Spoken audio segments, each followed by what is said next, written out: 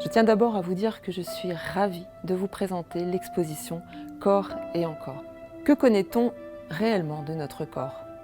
Ce qui le traverse, les émotions, ses réactions. C'est une exposition très riche qui permet de mettre en lumière le corps, son potentiel, son mouvement et le mouvement par rapport aux autres. Cette exposition est de substance numérique, elle est interactive. Elle a été créée par la compagnie de spectacles vivants Les Blues Bleus. Dans Corps et encore, on va pouvoir expérimenter plusieurs choses. Tout d'abord, la prise de conscience des différentes parties du corps. On va pouvoir les mettre en mouvement dans l'espace ou sans se déplacer. On va expérimenter la coordination. Ah ça, ce n'est pas simple. On fait interagir notre corps avec notre environnement et on montre les différentes étapes d'un mouvement. Enfin, c'est l'occasion de voir les liens entre la culture et l'image du corps. C'est l'occasion pour cette exposition aussi de montrer l'évolution de l'expression du mouvement par sa substance qui est numérique. Autrefois, il fallait trouver des ruses, des astuces pour retranscrire cette illusion du mouvement dans des arts plutôt figés comme la peinture ou la sculpture. Aujourd'hui, l'interactivité, la vidéo, le numérique ont fait évoluer les regards à des façons de représenter le corps en mouvement. L'exposition est composée de 4 modules. Comme on l'a dit, elle est de substance numérique. Ces modules procurent des sensations et des émotions différentes. Ils sont différents et se complètent. Tout d'abord, viens danser avec moi.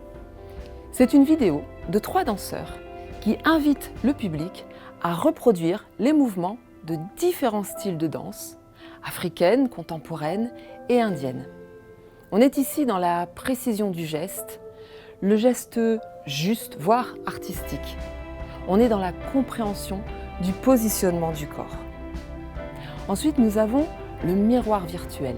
Alors là, par captation, nos mouvements sont reproduits sur un mur à l'aide de petits cercles lumineux et colorés, parfois appelés bulles, parfois boules, balles, comme des petits feux d'artifice. C'est ce qui rend magique le mouvement et invite donc à lâcher prise dans son corps et par son corps.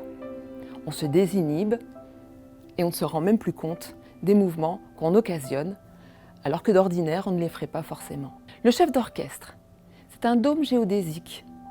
C'est une structure sphérique dans laquelle on peut entrer à plusieurs ou seul, un peu comme un igloo.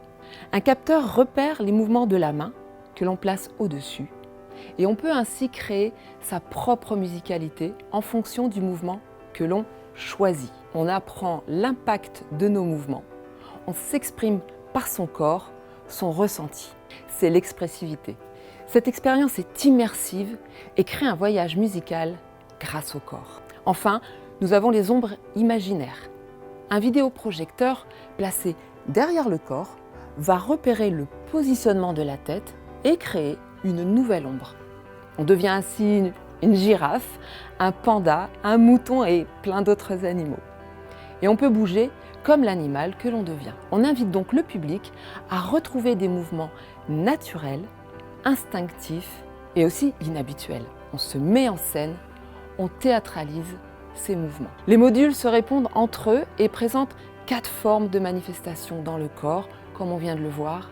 La conscience du corps, par la précision du geste, le lâcher-prise, l'expressivité et la théâtralisation.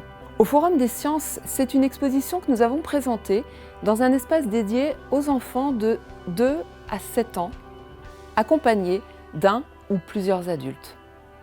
Néanmoins, elle peut plaire à tous les publics.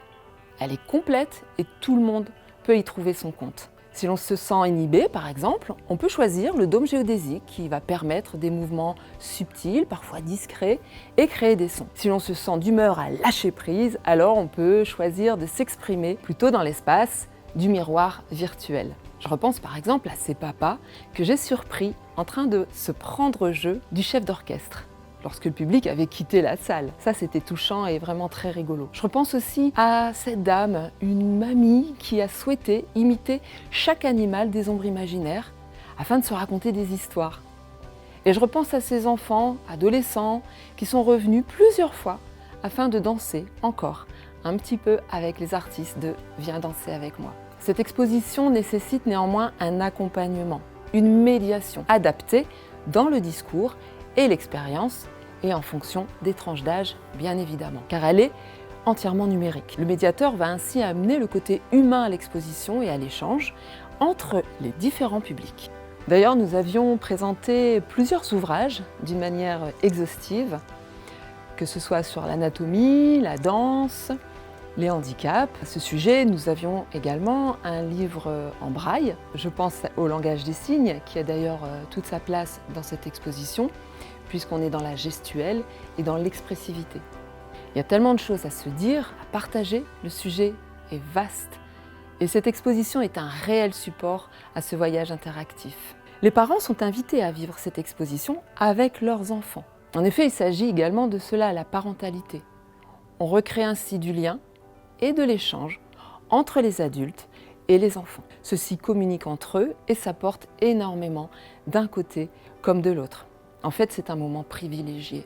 Je repense par exemple à cette maman qui avait été très émue et surprise d'entendre sa fille parler de son corps, de son rapport au corps et de la danse, comme elle ne l'avait encore jamais fait.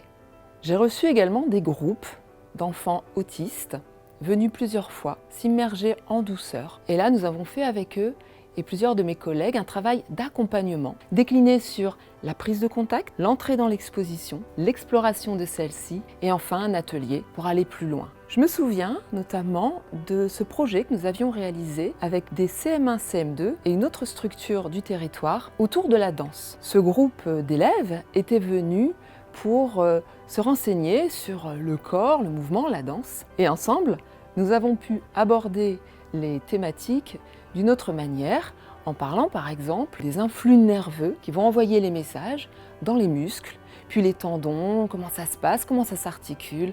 Voilà, il y a tellement de façons d'aborder l'exposition avec les différents groupes. Tant d'exemples à vous donner, mais cette étudiante qui réalise actuellement un mémoire sur les expositions numériques jeunes publics et qui s'est vraiment fortement intéressée à Corps et encore. Il faut voir l'exposition comme un support. Grâce à celle-ci et ses 4 modules, on peut multiplier les propositions pour davantage explorer, développer, aller plus loin et creuser en fonction du style d'approche que l'on choisira. La médiation est essentielle à l'exposition, car celle-ci, on le rappelle, est numérique. Elle apporte le côté humain et elle est au cœur de l'expérience humaine. La place du livre est très importante également. On peut notamment s'approprier le module ombre imaginaire en lui donnant la forme d'un théâtre d'ombre dans lequel il sera possible de se raconter plein d'autres histoires grâce à son corps. On peut également aller plus loin en présentant des ateliers. En effet, chaque module peut se décliner en propositions diverses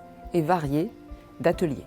Par rapport à Viens danser avec moi, on peut créer des personnages avec des fils chenilles. Ainsi, en pliant, tordant, etc., on crée son personnage et on peut nommer chaque partie du corps et en prendre conscience. On voit comment cela fonctionne, on lui donne une forme et ensuite on se met dans la même position que son personnage. Par rapport au miroir virtuel, on peut faire la création de flipbooks. En posant simplement des gommettes colorées sur chaque page, on reproduit ensuite le mouvement de ces feux d'artifice en tournant les pages. Par rapport aux ombres imaginaires, on peut mettre en place du yoga ou un voyage au travers d'une histoire qui va laisser place aux sensations, à l'imagination, à la capacité de se détendre par le corps.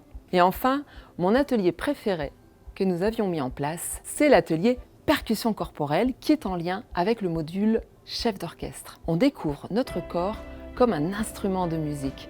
On l'explore, on le teste, on le tapote, on le frotte et le corps devient magique et montre son potentiel, toute sa richesse. On y apprend la résonance, les vibrations et tous ses bienfaits. Les sons ne viennent pas que de notre bouche.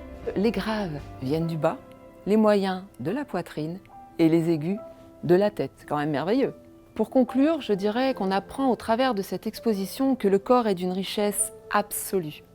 Il ne s'arrête pas à son enveloppe, on peut l'utiliser. Chaque corps est unique et son potentiel est infini. Ses capacités sont incroyables et très souvent insoupçonnées. Il nous permet de s'exprimer, de communiquer, de trouver des réponses, de bouger, de partager, d'apprendre, bref, d'évoluer. C'est important également d'être à l'écoute de son corps. Il a son propre langage, il raconte son histoire et les émotions qui le traversent.